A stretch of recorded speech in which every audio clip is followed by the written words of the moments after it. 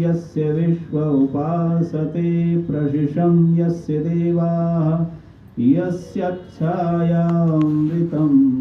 यस्य मृत्युः तस्मै देवाय हविषा विधेम।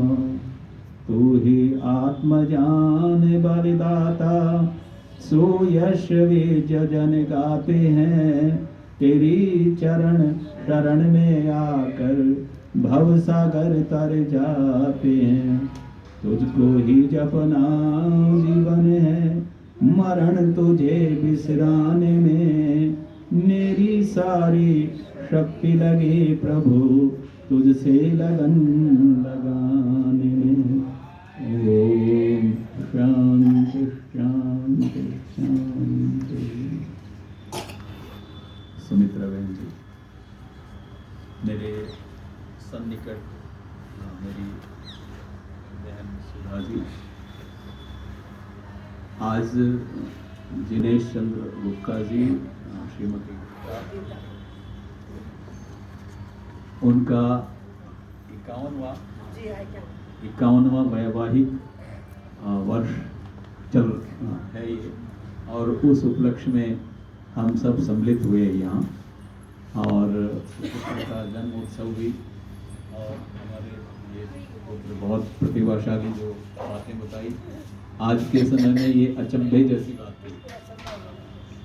आए मैं एक वेद मंत्र लेकर आज आपके लिए उपहार स्वरूप ये विचार रख रहा हूँ, सभी के लिए उपयोगी होंगे। हमारे यहाँ जो यजमान होता है, यजमान शब्द अपने आप में एक बहुत गरिमा रखता है।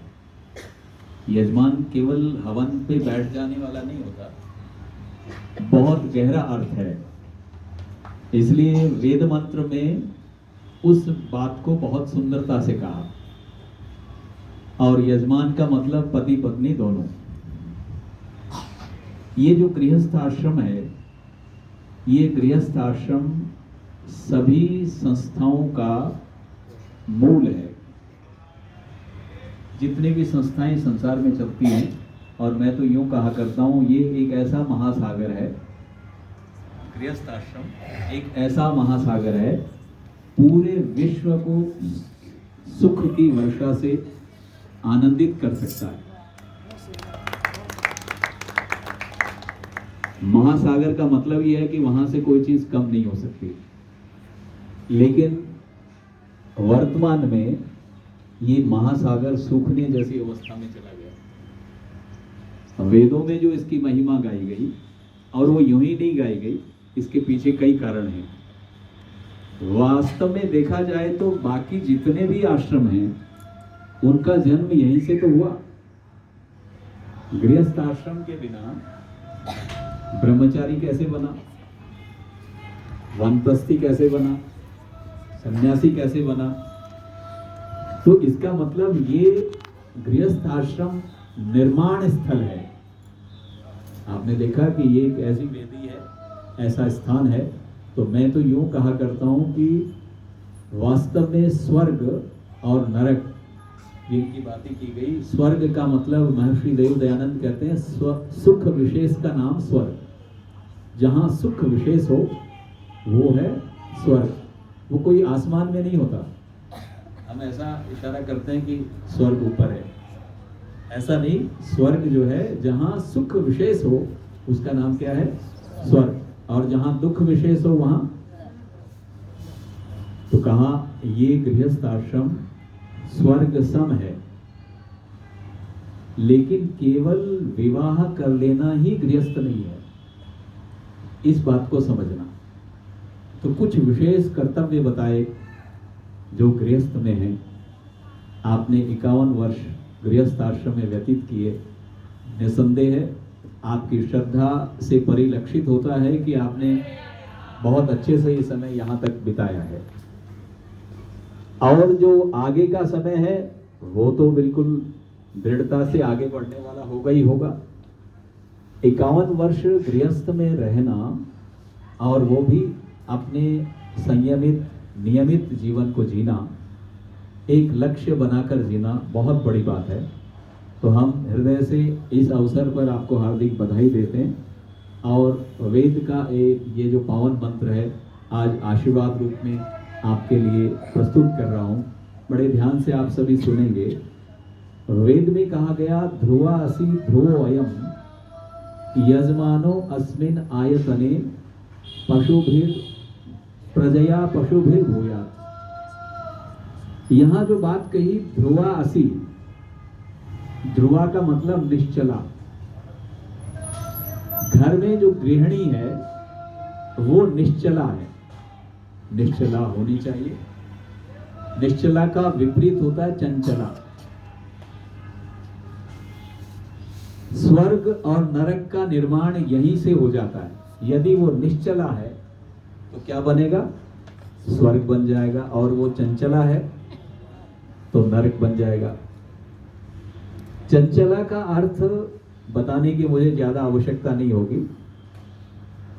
निश्चला वो है जो विवाह में, विवाह संस्कार में, गृहस्थ आश्रम में आने से पहले बहुत सारी प्रतिज्ञाएं आपने विवाह वेदी पर भी की थी और जीवन का, और उस समय वेद मंत्रों में कितना मंगल गान गाया गया था आपके लिए। और विवाह की उस वेदी पर आपको वधू भी कहा गया था, बहू भी कहा गया था, और वहां पर आपको परतरणी कहा गया। परतरणी का मतलब है जैसे नौका पार उतार देती है, ऐसे ही आपके संपर्क में आने वाले गृहस्थ के, आपके स्वयं के रिश्तेदार, नातेदार, जिसमें सास भी होगी, ससुर भी होगा, देवर भी, ज्येष्ठ भी, सब लोग होंगे, वो सब आपके द्वारा तार दिए जाएंगे। तारने का मतलब विपरीत नहीं, तारने का मतलब उनका कल्याण करने वाला, ये भाव। और साथ में कहा सुमंगली, कि आप सबका मंगल करने वाली होंगी। और ये कौन कर सकता है? जो निश्चला हो। जो चंचला हो वो तो कर ही नहीं सकती। कुछ समय में कहीं, कुछ समय में कहीं। और आपने देखा होगा कि प्रातः काल उठकर जो परम पिता परमात्मा में ध्यान लगाती हैं देवियां, वो सब निश्चला हैं। उनका केंद्र केवल एक ही है। परमात्मा की आज्ञा के विपरीत एक भी कार्य नहीं करती, वो है निश्चला। लेकिन परमात्मा की आज्ञा के विरुद्ध जितने कार्य हैं वो सब क्या हैं? वो सब चंचला वाले हैं। किसी की चुगली करना, निंदा करना, समय को व्यर्थ में नष्ट करना। और सुबह सुबह यहाँ देखिए सबको शांत चित्त किया जा रहा है, आनंद दिया जा रहा है। लेकिन कितने ही लोग ऐसे होंगे जो अभी तक कईयों के सिर भिड़ा चुके होंगे, आपस में लड़ा चुके होंगे, चुगली निंदा करने वाले। वो फोन पे ही आजकल तो द्रुत गति से संदेश पहुंच जाते हैं। इस तरह की चीजें जो हैं वो चंचला, जो नरक बनाने वाली। तो कहा ध्रुवा असि, और साथ में कहा अयम यजमान। ये जो यजमान है, ये यजमान अपने आयतना, आयतना शब्द जो है, आयतन किसको कहते हैं? आयतन कहते हैं घर को, जहां आया जाता है या जहां आते हैं सुख पाने के लिए, विश्राम पाने के लिए, शांति पाने के लिए, आश्रय पाने के लिए, उसको क्या कहा जाता है? आयतना। तो घर में जब भी लोग आते हैं कहीं से भी चलकर, थके हारे परेशान, तो घर में आकर क्या मिलता है? बोलो, आराम मिलता है, विश्राम मिलता है, चिंता से रहित होता है, बेफिक्र हो जाता है।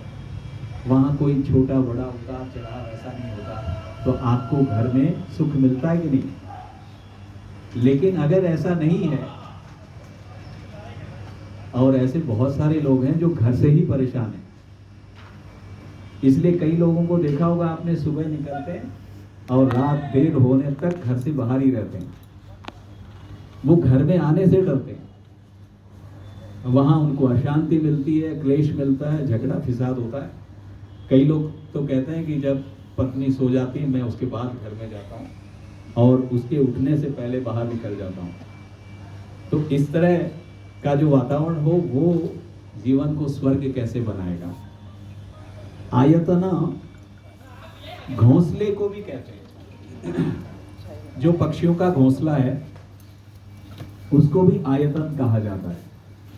आप देखें पक्षी जो है दिन भर विचरण करते हैं, इधर उधर घूमते हैं, लेकिन रात्रि फिर वो विश्राम करने के लिए निश्चिंत होकर अपने घोंसले में, अपने नीड में आ जाते हैं। उसको भी आयतन कहा जाता है। गौशाला जो है उसको भी आयतन कहा गया। गौवें दिन भर चरा चर के इधर उधर घूम कर और फिर वो जब अपनी गौशाला में लौटती हैं, आपने देखा होगा वो भी जब वहाँ आधी आंखें खुली हुई आधी बंद और जैसे मस्ती की अवस्था, विश्राम की अवस्था गौ की आपने देखी होगी, वो भी आयतन कहलाता है। इसका मतलब इस घर को क्या कहा गया? आयतन। तो इस घर में सुख, शांति, सात्विकता, पवित्रता, धार्मिकता इत्यादि जहां बनी हुई है वो आयतन है। तो कहा अयम यजमान, यहाँ यजमान पति पत्नी दोनों के लिए कहा गया कि ये यजमान इसके अंदर कैसे प्रवेश करे।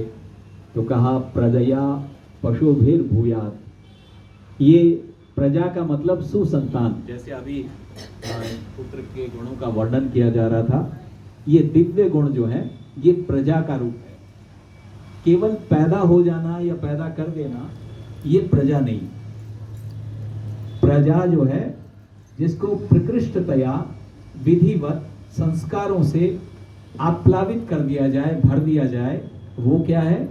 वो है प्रजा।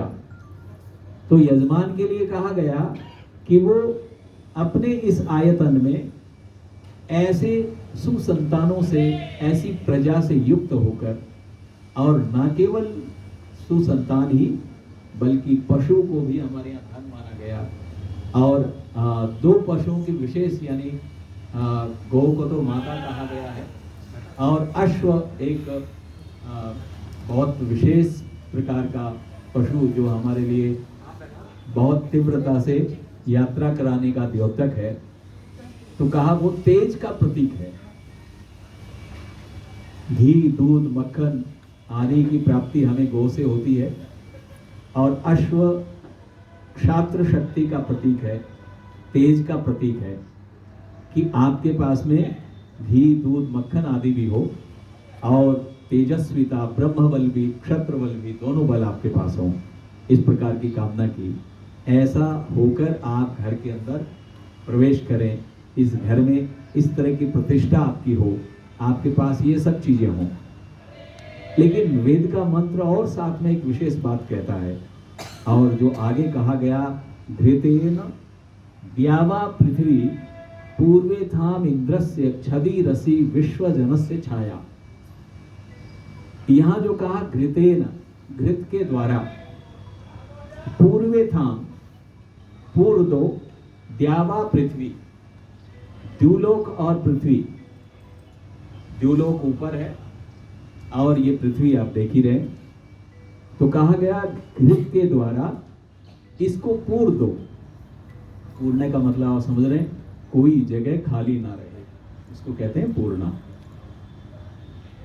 आप जैसे ताना तानते हैं ना, तो उसमें आपने देखा आड़े तिरछे धागे होते हैं, इसको पूरा गया, कोई जगह खाली ना हो। तो यजमान को उपदेश किया जा रहा है, यजमान पति पत्नी को कहा जा रहा है कि आप घृत के द्वारा इसको पूर दो। इसका मतलब ये जो खालीपन है इसको भर दो। कैसे भरेंगे? घी के द्वारा। एक तरीका तो ठीक है, ये यज्ञ का माध्यम, यज्ञ जो है वो ही इसको पूरता है। यज्ञ जब हम करते हैं तो सारा का सारा वायु के संसर्ग से पूरा भर जाता है। लेकिन मैं निवेदन कर रहा हूं, इसका और गहरा अर्थ कर लेते हैं। इतना ही नहीं, घृत शब्द का भी अर्थ करेंगे। घृत का मतलब घी तो है ही भौतिक रूप में, लेकिन एक अर्थ है स्नेह है। जो स्नेह होता है वो भी अर्थ है, तेजस्विता भी अर्थ है, स्निग्धता भी अर्थ है। इसका मतलब ये जो द्यौ और पृथ्वी है इसका एक और अर्थ कर रहा हूं, और वो इस यजमान के लिए, आप सब के लिए ये एक उत्तम अर्थ होगा। द्यो शब्द का मतलब है हृदय, और पृथ्वी शब्द का अर्थ है शरीर। ये जो शरीर है ये पृथ्वी रूप है, और जो हृदय आकाश है ये द्यौ है। तो कहा इसको घृत से पूरो। घृत से इसका मतलब हृदय जो है वो खाने वाले घी से पूरा नहीं जाएगा। वो किससे पूरा जाएगा? वो स्नेह से। स्नेह से इसको पूर दो। आप स्वयं भी, पति पत्नी भी, ये जो स्नेह का रूप है, ये जो स्नेह की आहुति है, ये एक दूसरे को देते हुए, अगर पति और पत्नी आप पहचाने जाएंगे अच्छी तरह से, जो पति पत्नी स्नेह रूपी आहुति एक दूसरे को प्रदान करते हैं वो अलग दिखाई देंगे। और जिनको वर्षों वर्षों से ये आहुति मिली ही नहीं है वो अलग दिखाई देंगे। उनमें शुष्कता होगी। आपने देखा घी जब रोटी पर आप लगा देते हैं तो उसमें चमक दिखाई देती अलग से। जिस व्यक्ति को जीवन में स्नेह मिला होगा, प्यार मिला होगा, सम्मान मिला होगा, वो अलग पुष्ट दिखाई देगा, उसके हृदय में तृप्ति होगी। लेकिन जिसमें ये नहीं होगा वो बिल्कुल दिखाई देगा अलग से। हजारों की भीड़ में आप टटोल सकते हैं और उनके फेस से ही पहचान लेते हैं कोई दुख है, कोई परेशानी है। वो उनका शुष्कता का रूप दिखाई दे जाता है। और शुष्कता जब हद से ज्यादा बढ़ जाए, आप देखें जितना लचीलापन होगा वो कभी टूटता नहीं। स्नेह से लचीलापन आता है। लेकिन जहां शुष्कता होगी आप देखें वो क्रैक हो जाता है, टूट जाता है। आपने देखा होगा सामान्य लोग जब फर्श डालते हैं, सीमेंट लगाते हैं, तो उसको कहते हैं कि थोड़ी तराई करते रहना। वो तराई रूपी जल क्या है? वो स्नेह का ही रूप है। वो उसको मिलता रहा तो वो फटेगा नहीं, क्रैक नहीं होगा। लेकिन यदि वो नहीं मिला तो क्या होगा? वो फट जाएगा। तो ये जीवन में स्नेह रूपी आहुति, तो कहा इतना ही उद्देश्य नहीं है कि आप एक दूसरे को ही स्नेह देते रहें, ऐसा नहीं। पति और पत्नी में तो स्नेह अपार होना ही चाहिए। स्नेह भी हो, सम्मान भी हो। और ये इसलिए हम लोग तो यहाँ यजमान जब बनाते हैं उनको हमारे यहाँ विवाह संस्कार से ही आरंभ कर दिया जाता है कि वो एक दूसरे को अभिवादन करते हैं। अभिवादयामी, मैं आपको नमस्ते कहकर अभिवादन करती हूँ। पति और पत्नी एक दूसरे का सम्मान करते हैं और सम्मान से अपने जीवन की शुरुआत करते हैं। तो उनका पूरा दिन, रात्रि कालीन भी वो सम्मानित होकर एक दूसरे के साथ सम्मान को प्राप्त करते हैं। फिर उस प्रभु से प्रार्थना करते हुए शयन करते हैं। निश्चिंत होकर वो आनंद को प्राप्त करते हैं। लेकिन यदि इससे विपरीत क्रियाएं हो रही हो तो फिर वहां बाधा उत्पन्न होती है। इसलिए कहा घृतेन द्यावा पृथ्वी पूर्वे धाम, कि तुम द्यावा पृथ्वी को इस घृत रूपी आहुति से पूर दो, भर दो। तो इस हृदय में ना केवल अपने हृदय में स्नेह की आहुति देंगे, बल्कि आपके संपर्क में घर में सास है, ससुर है, परिवार के लोग हैं, ना केवल वो बल्कि पूरे विश्व में जो भी आपके पास आए आप उसको स्नेह की आहुति प्रदान करेंगे। और ये एक आदर्श पति पत्नी का उदाहरण है जिसको यजमान कहा गया। हम ये कार्य कर सकते हैं। और मैं निवेदन कर रहा हूं, जब वृद्धावस्था आती है तो वृद्धावस्था में तो चलना फिरना, भागना दौड़ना ये तो संभव ही नहीं होता। हम बैठे बैठे क्या कर सकते हैं? ये कार्य तो बड़ी सुगमता से कर सकते हैं। वृद्धावस्था में ये स्नेह जितना ज्यादा हमारे पास हो जाता है। युवावस्था में तो भागा दौड़ी रहती है, लेकिन अब तो फुर्सत के पल हैं। इसलिए क्या करना चाहिए? अगर कोई दादी है, कोई नानी है, कोई दादा है, कोई नाना है, उनको तो काम ही केवल एक रह जाता है, और वो क्या? अब चम्मच पकड़ने में हाथ कांपते हैं, ये घी वाली चम्मच। लेकिन ये चम्मच तो है ना हमारे पास। इस चम्मच से हम स्नेह रूपी आहुति प्रदान कर सकते हैं।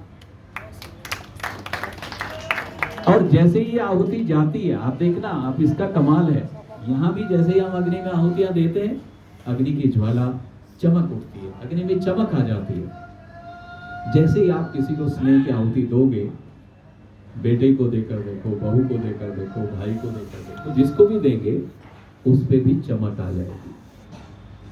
जो उदासीन है, जो बिल्कुल चिंताओं से घिरे हुए हैं, उदास नजर आते हैं, इसका मतलब वहां वर्षों से स्नेह की आहुति नहीं दी गई है। आप ये कार्य करें, जो भी आपका समाज है, जिन जिन से भी आपका संपर्क है, आप ये स्नेह रूपी आहुति, और आजकल तो ये जो साधन है दूरभाष वाला, इससे भी ये आहुति दी जा सकती है।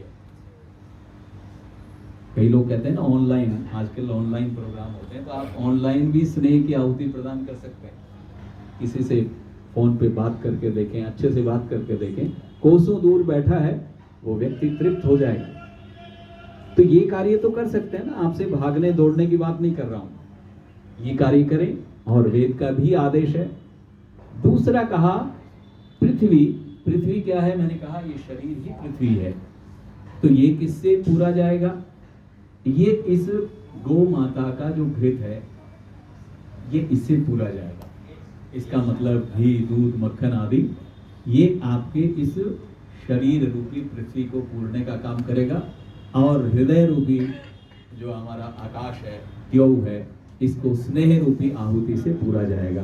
तो ये यजमान से विशेष अपेक्षा की गई है कि आप न केवल अपने लिए बल्कि समाज के लिए, परिवार के लिए, विश्व के लिए इस प्रकार की अवस्था बनाएं। लेकिन आगे एक बहुत सुंदर सी बात कही, और मैं समय के अंतर्गत इस बात को पूरा कर रहा हूँ। कहा जिस प्रकार पूर्वे था इंद्रस्य, यहाँ जो बात, इंद्र शब्द जो है वो ऐश्वर्य का प्रतीक है, ऐश्वर्य का प्रतीक। और ये जो मंत्र है, इस मंत्र में कहा गया, यहाँ यजमान को कहा गया, यानी पति जो है वो इंद्र रूप है, और उसको कहा गया छदी रसी। छदी का मतलब छत, कि तुम इंद्र की छत हो। पति को, पति और पत्नी दोनों यजमान हैं, तो कहा तुम इंद्र की छत हो। इसका मतलब क्या है? छत का मतलब हम उस छत के नीचे आश्रय पाते हैं। हमें वर्षा से, धूप से, जिससे भी हमें एक सुरक्षा मिलती है उससे। तो पति यजमान रूप में उसको कहा जा रहा है कि तुम इस घर में ऐश्वर्य इतना ज्यादा कमाओ, धन दौलत जो आवश्यक है परिवार के लिए, वो इतनी कमाओ कि आपके इस ऐश्वर्य के नीचे उन सब का पालन हो, पोषण हो, शिक्षा हो, पुष्टि हो, सब साधन उनको प्राप्त हो, उनकी उन्नति हो। ये सब साधन यजमान छत बनकर करे, वो इस रूप में कहा गया। लेकिन इससे भी ऊपर बात की यजमान पत्नी के लिए, और यजमान पति के लिए क्या कहा गया? उनके लिए कहा गया पूर्वे थाम इंद्रस्य छदी रसी विश्व जनस्य छाया। और कहा कि ये तो धन, ऐश्वर्य और नाना प्रकार के जो भौतिक संसाधन हैं, उनकी उपलब्धि पति रूप में यजमान करता है, परिवार का पालन पोषण करता है, देखरेख करता है। इसका मतलब है कि वो सांसारिक परिश्रम में भाग लेकर पूरे परिवार का अन्न से, धन से, वस्त्रों से, सभी प्रकार का ध्यान रखे, ये पति का कर्तव्य बताया। लेकिन पत्नी के लिए कहा, और बहुत गहराई से कहा उसके लिए, विश्व जनस्य छाया। पति को जहां छत कहा गया, पत्नी को कहा विश्व जन, यानी सभी लोगों की वो छाया का रूप हो। छाया का मतलब आप समझ रहे हैं? जब हम कहीं आतप होकर धूप से तपे हुए क्या ढूंढते हैं? किसी वृक्ष की अच्छी सी छाया मिल जाए तो कितना सुकून मिलता है, कितना आनंद मिलता है। बिल्कुल ऐसे लगता है कि यहाँ बैठे रहें। कभी आतप होकर आए हों, कभी धूप से तपे हुए अवस्था में आए हों, और उस अवस्था में फिर वहाँ जब उस आश्रम में जाते हैं कितना आनंद आता है।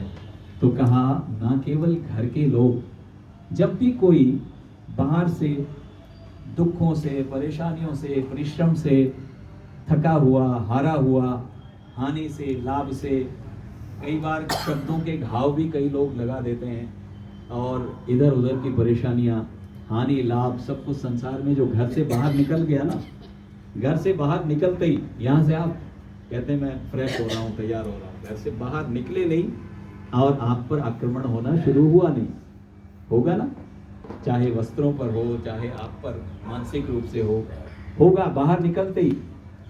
और जितना आप में सहन शक्ति होगी प्रारंभ में, उतना उतना ठीक। और कई कई लोग दोपहर तक तो फिर चिड़चिड़े हो जाते हैं, गुस्से में भर जाते हैं। आपने देखा वो सब घाव लेकर जब वो वापस लौटता है तो कहा यजमान पत्नी ऐसी हो जो छाया का काम करे, वहाँ आकर आते ही उसको विश्राम मिले, चाहे वो पुत्र हो, चाहे वो पति हो, चाहे वो कोई बड़ा व्यक्ति हो, सास हो, ससुर हो, वो जैसे ही घर में प्रवेश करें तो मानो उनको छाया मिल गई। तो यजमान पत्नी कैसी हो, छाया का जैसा रूप हो।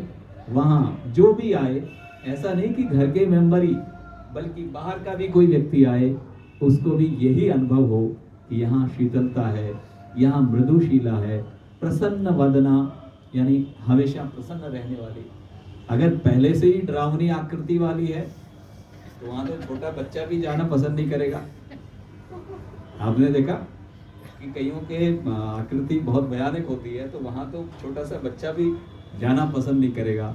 लेकिन जो हंसमुख है, मृदुशीला है, प्रसन्न वदना है, उत्तम सरल स्वभाव से युक्त है, तो ऐसे के पास तो अनायास पड़ोस का बच्चा भी भाग कर आ जाएगा, आकर्षित होगा उससे। छाया हो तो हर व्यक्ति उस तरफ भागता है। मजदूर भी मजदूरी करके जो बीच में कोई पल कहीं दीवार की भी छाया नजर आ रही है तो वहां जाकर वो विश्राम जैसा प्राप्त कर लेता है। थोड़ा सा ही मिले लेकिन उसमें ताजा हो जाता है। घर में एक ऐसा छाया होनी चाहिए। हमने बिल्डिंगें तो 3-3, 4-4 मंजिल बना ली, लेकिन वो छाया छाया नहीं है। जब तक वास्तविक छाया, ये जीवित छाया है, ये दीवारों की, मकानों की जो छाया है ये तो मरी हुई है, इसमें कहाँ आनंद मिलेगा। लेकिन यजमान पत्नी को ही यहाँ छाया कहा, जो सबको आश्रय दे, आनंद दे। मैं आप सबके लिए यही निवेदन करना चाहता हूँ कि ऐसा सुंदर सा, ऐसा पावन जीवन हमारा हो जिसमें हम किसी का आश्रय बने, किसी को आसरा दें, किसी को सुने, किसी को ध्यान से सुने। कई बार हमारे पास समय नहीं होता, ध्यान से नहीं सुनते या इतनी गंभीरता से नहीं लेते, उसके दुख को दुख मानते ही नहीं, हल्केपन में लेते। ज़्यादातर आजकल की जो चर्चाएं होती हैं, आजकल जो बातें भी होती हैं, वो ऐसी होती हैं कि हम उनको बहुत गंभीरता से नहीं लेते, अपने दुख को ही दुख मानते हैं, बाकी किसी के दुख को दुख माना ही नहीं। इसलिए कहा विश्व जनस्य छाया, पूरे विश्व के कोई भी व्यक्ति, किसी का भी दुख, किसी की भी परेशानी, उसके लिए आप आश्रय का काम करें, उसके लिए आप छाया की तरह हों। इसलिए कहा कोई भी व्यक्ति यदि आपके पास आ जाए तो उसको ऐसा अनुभव होना चाहिए जैसे मैं किसी विशाल वृक्ष की छाया में बैठा हुआ आनंद को प्राप्त कर रहा हूँ, और वही आपके जीवन की सबसे बड़ी उपलब्धि है। तो यजमान के लिए, पति पत्नी के लिए ये कर्तव्य बनाया कि आपको पूरे द्यावा पृथ्वी को घृत की आहुति से पूर्ण देना है, स्नेह की आहुति से पूर्ण देना है। अपार स्नेह दो जो आपके पास इस समय प्रचुर मात्रा में हो जाता है। कहते हैं बुढ़ापे में ये स्नेह रूपी आहुति हमें भी चाहिए। अगर हमें कोई स्नेह ना करे, बेटा पूछे ही नहीं, बहू बात ना करे, तो कैसा लगेगा। आप पूरे अनुभव लेकर बैठे हैं, आप ये अपेक्षा करते हैं ना। उदासी का कारण एक ये भी तो है, हमसे कोई बात नहीं करता, हमें कोई पूछता नहीं, जबकि शरीर की क्षमता ज़्यादा खाने की नहीं रही, बहुत ज़्यादा पहनने की इच्छा भी नहीं है, केवल एक ही इच्छा तो है, और वो भी केवल इतना कह दे माँ कैसी हो, पिताजी कैसे हो, इतना बेटा बोल दे, बहू बोल दे, तो इतना बहुत है। यानी वो स्नेह की आहुति इतनी मिल जाए आप चमक उठेंगे। लेकिन ये अभाव बना हुआ है, जीवन शैली ऐसी बन गई है कि ये आहुति बड़ी मुश्किल से मिलती है। इसलिए हमारा भी दायित्व है, हमारा भी कर्तव्य है कि हम भी ये आहुति दें, स्नेह का परस्पर आदान प्रदान हो। महर्षि देव दयानंद लिखते हैं सबसे प्रीतिपूर्वक धर्मानुसार यथा योग्य वर्तना चाहिए। तो ये जो प्रीति पूर्वक जो आप लिखते हैं, कई बार प्रीति भोज लिखते हैं, प्रीति पहले है, भोज बाद में है। आनंद भी तभी आएगा जब प्रीति ही ना हो, तो भोज का आनंद कैसे आएगा? वो तो फिर बाहर ठेले पे पैसे देकर जैसे खाते हैं वैसे खा लो। लेकिन प्रीति अगर है तो भोज में चाहे बहुत ज्यादा व्यंजन ना हो, उसमें भी मिठास और आनंद की प्राप्ति होगी। लेकिन यदि भोज में बहु व्यंजन है, प्रीति का अभाव है, कुछ नहीं मिलेगा। इसलिए हम सब लोग इस पर केंद्रित करें अपने आप को। जो भी जीवन हमारा है, पति पत्नी परस्पर एक लक्ष्य बनाए, और परमपिता परमात्मा ने मानव जीवन देकर हमें यहाँ उतारा है, तो यहाँ केवल समय व्यतीत करने के लिए नहीं, बल्कि एक उत्तम लक्ष्य को लेकर आगे बढ़ने के लिए है। तो समय मुझे संकेत कर रहा है, मैं आपके लिए विशेष रूप से और उपस्थित सभी जनों के लिए यही उपहार स्वरूप मैंने कुछ विचार आपके लिए रखे हैं। परमपिता परमात्मा सदैव आपको प्रसन्नचित्त रखें, स्वस्थ रखें, और भविष्य में परमपिता परमात्मा की जो मैत्री है, उपासना है, उसमें और प्रगाढ़ता को प्राप्त करें। इन्हीं मंगल कामनाओं के साथ, और मैं हमारी सम्माननीय बहन जी का तो इतना स्नेह व्यक्तिगत तौर पे भी मिलता है। ये स्नेहमयी, ममतामयी है। इनकी छाया में बैठकर एक अलग आनंद की अनुभूति होती है। तो मैं इनके लिए भी विशेष मंगल कामनाएं करता हूँ। परमपिता परमात्मा आप सबको आनंदित रखें। इन्हीं कामनाओं के साथ ओम शांति।